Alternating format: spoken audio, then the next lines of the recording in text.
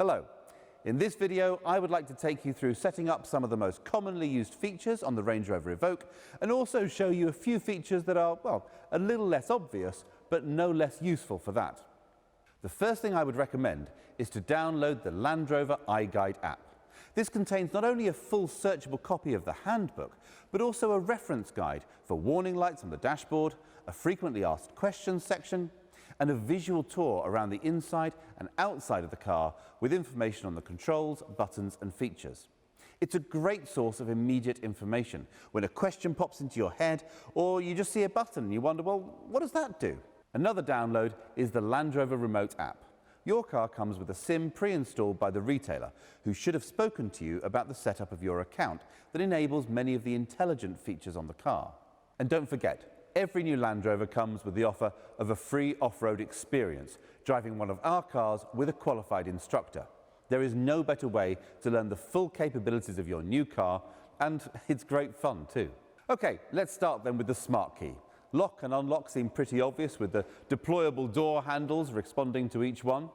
Pressing the lock button just once will lock the car. Pressing twice will double lock. This means the car cannot be unlocked from the inside, so even if someone smashes a window, they still can't open the doors. Next, there is a button to unlock just the boot. If you have a powered tailgate, this will open or close the tailgate automatically, so do ensure that there is space for it to safely operate. There are sensors that will stop it if obstructed, but you'll notice I use my arm rather than my head to demonstrate that. Powered tailgates can also be operated by the button above the number plate on the outside, a button by the driver's knee inside, and a button on the back of the tailgate itself. If you wish to adjust the height the tailgate opens to, if for example you have a garage with a low ceiling, reposition the tailgate to the desired height, hold the button on the tailgate until you hear a beep, and this will store the height to memory. If you have a hands-free gesture tailgate, so long as the smart key is in your pocket, sweeping your foot under the rear of the car will trigger the tailgate to open or close. Next, there is a handy button to trigger the lights. So if you're approaching the car in the dark or simply trying to find it in a dark car park, well, this will switch the lights on. By default, they'll stay on for 30 seconds. This can be extended up to 4 minutes if you want, using the instrument panel in the car. More on that later. Unlocking the car will also trigger the headlights, and they'll remain on for a short period after locking to provide light to see you to your door. The final button is a panic alarm. Press for 3 seconds or press 3 times in 3 seconds, and the horn will sound and the hazard lights will flash.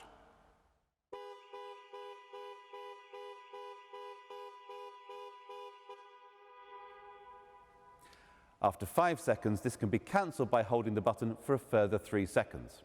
Holding the unlock button down will operate global opening, lowering all the windows to allow air into the car before you enter on a hot day.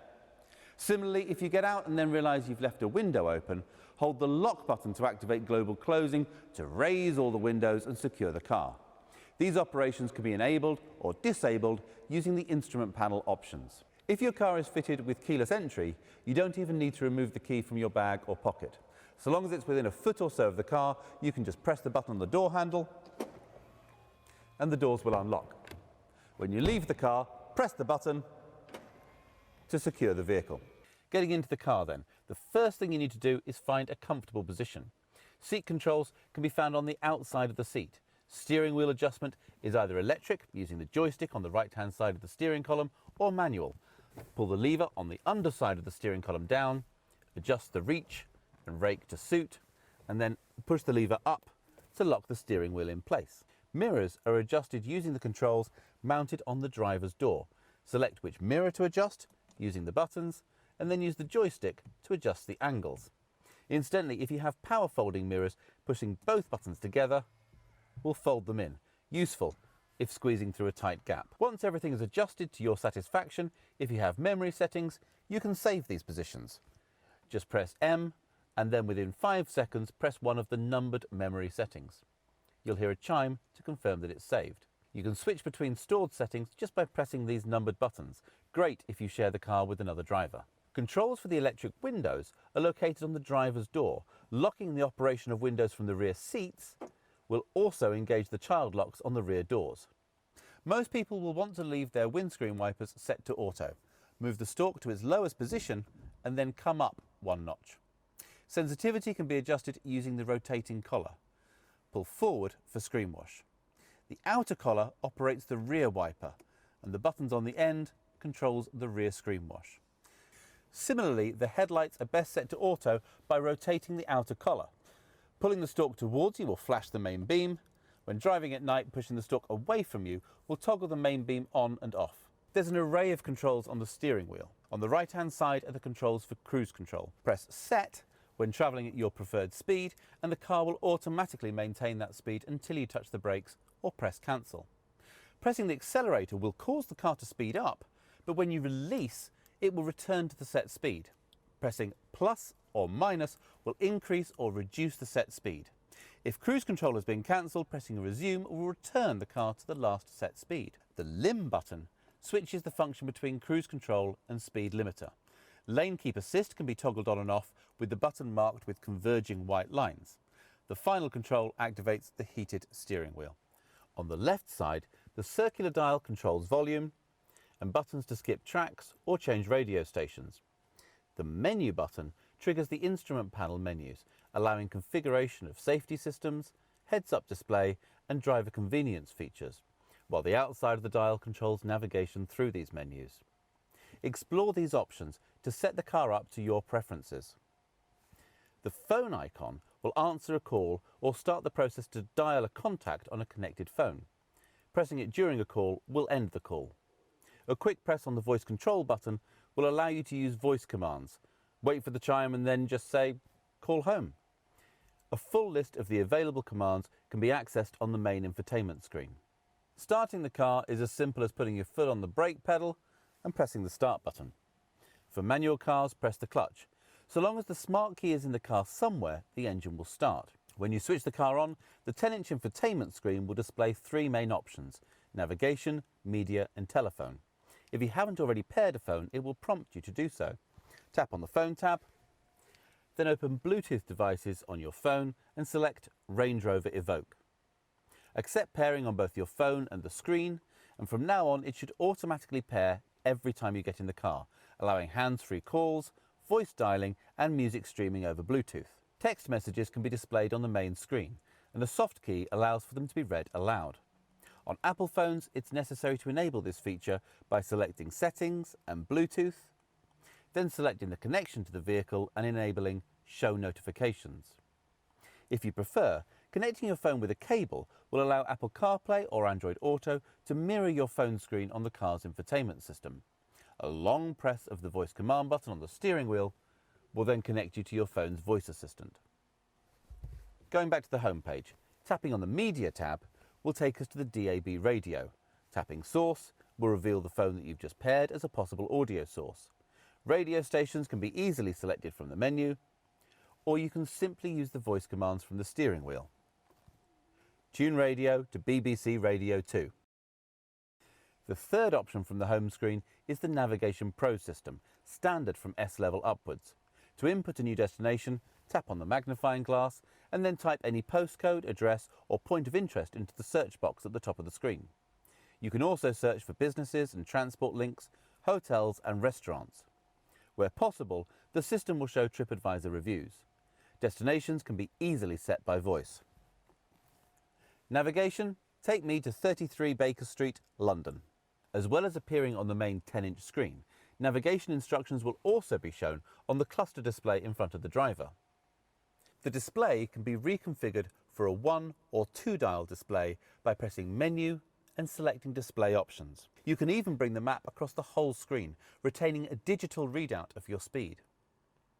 Range Rover is supplied with a 4G data connection to allow over-the-air updates of the infotainment systems and maps, and provide live traffic, flight information and internet search. When the system has an update available, it will alert the driver on the main menu screen and ask for permission to update when you switch off the engine. Only agree at a convenient time, as the car must then remain switched off and locked for up to 30 minutes whilst the update is applied.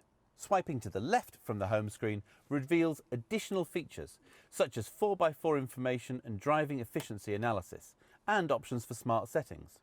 The car can be set to recognise different drivers, either by different smart keys or the signal from their mobile phone, so the system can develop separate profiles for each driver's preferences. If memory seats are fitted, this starts with automatically putting the seat in the correct position for each driver.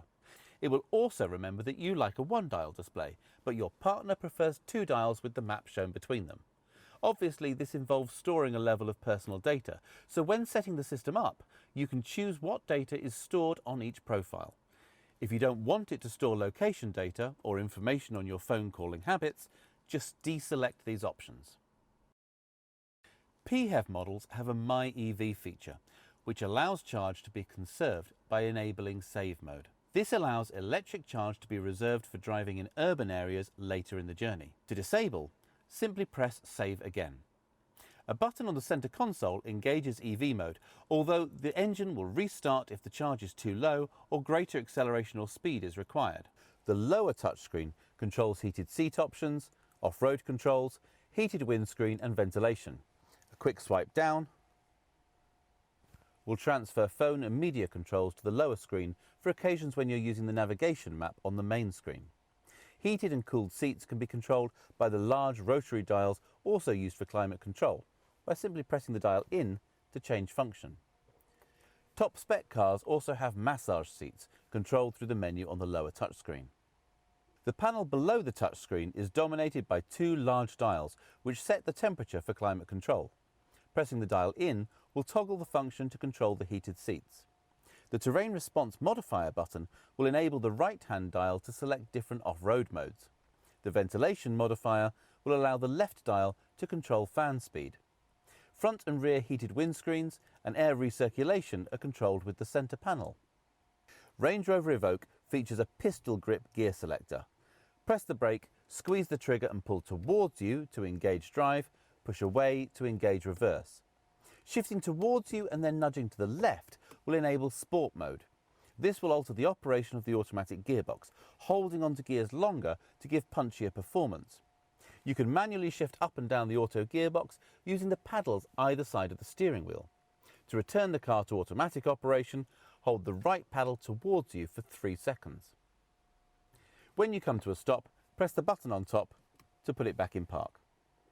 The electronic park brake will disengage automatically when you drive away and re-engage when you switch the engine off. A manual override control is located down by the driver's knee. When driving, be aware that a start-stop system is standard, so the engine will cut out when you come to a stop, instantly restarting in the time it takes for your foot to move from the brake to the accelerator when you pull away. This can be overridden with the control on the lower panel, but it delivers a surprisingly high fuel saving and helps reduce air pollution in cities and towns. When fueling PHEV models, switch off the engine and press the button marked with a petrol pump icon near the driver's knee. This will equalise the pressure in the fuel tank and unlock the filler flap. Cars fitted with adaptive cruise control have a high-speed emergency braking system. The lane keep system will provide a torque steer back into the lane if the car thinks you're drifting beyond the lane markers, so it's important to indicate when changing lane. If blind spot assist is fitted, the door mirrors incorporate a blind spot warning system, lighting up when a vehicle is travelling alongside and flashing rapidly to warn you if a car is closing to overtake. If you start to move into the path of an adjacent vehicle, the car will deliver a torque steer in an attempt to avoid a collision. PHEV models have a separate cover on the opposite side of the car from the fuel filler, which opens to reveal a Type 2 charging socket. Plug the cable into the power first and then connect the car. An LED next to the socket will confirm that the car is charging by turning green. Charging status can be monitored on the remote app.